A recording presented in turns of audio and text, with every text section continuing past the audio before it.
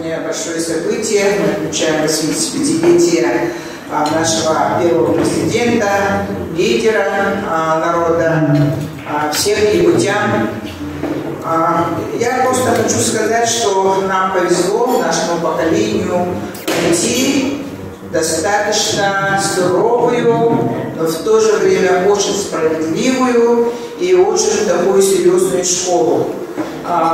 Просто хочу сказать, в 90-е годы Егор Петрович напомнит нам, по республике был такой подъем, и республика должна была определить свои приоритеты. В первую очередь это приоритет в системе образования. Тогда мы все воодушевились концепцией национальной школы.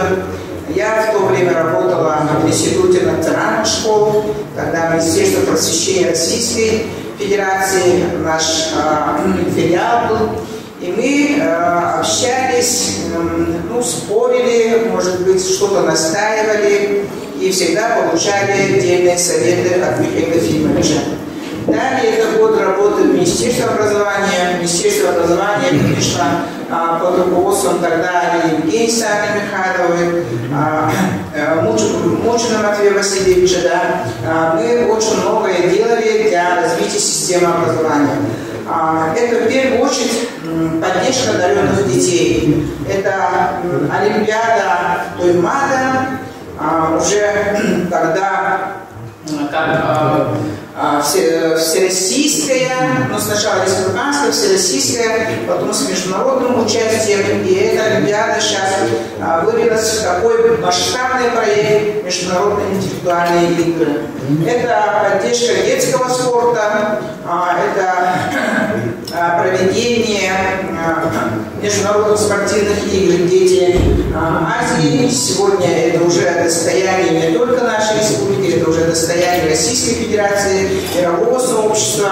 И очень хорошо, что в те годы объединились все вокруг развития детского спорта. Разрабатывали концепции года детского спорта, года семьи, года матери и так далее. И очень плотно работали.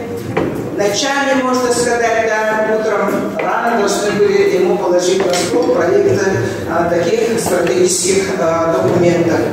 И, конечно, это забота о главных людях, об учителях. Это в первую очередь проект 100 аспирантов. 100 аспирантов, именно учителей, набрали по республике, отправили в центральные вузы. Они все занимались научной работой, и благодаря этому далее большой толчок был именно инновационного развития системы образования. Появились инновационные школы, в первую очередь гимназии, лицеи, это хореографическое училище, это высшая школа Олимпийского резерва, высшая школа музыки. Далее проект «Рисуем все».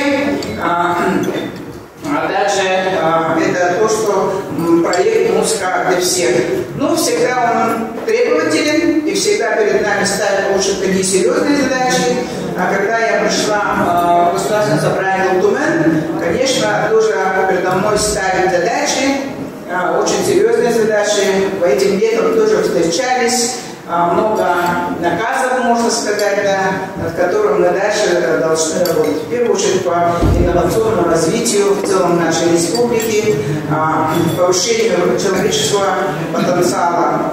Благодарю всех, кто вместе работал в команде Михаила Ефимовича Николаева, и будем дальше сотрудничать. Поздравляю искренне с юбилеем Михаила Ефимовича. Признаем очень большой вклад в целом развитии не только нашей республики, но и в целом для развития России. Спасибо большое.